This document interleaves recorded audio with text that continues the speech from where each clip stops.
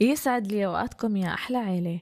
عملت لكم مقبلات خفيفة وسريعة التحضير، ما بتاخد وقت 5 دقايق. هي اصابع الكراب او السورمي فينجرز على الطريقة الصينية، بمكونات بسيطة واغلبها موجودة بالبيت. غسلته ونقعته بمي وملح وخل لمدة 20 دقيقة، وبعدها بغسله وقطعه بهذا الشكل وبتركه على جنب. وبجيب مقلاية وبضيف فيها بصل مقطع، معلقة زبدة، ثوم مقطع، ملح، واهم شي صويا صوص.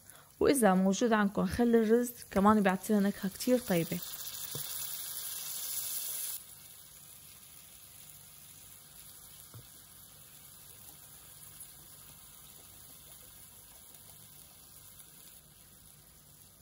بعدها بنزل الكراب وبقلبهم لمدة دقيقة بس، وبرش رشة سمسم. وبالعافية طبقنا جاهز، وإن شاء الله صحة وعافية ودمتم سالمين.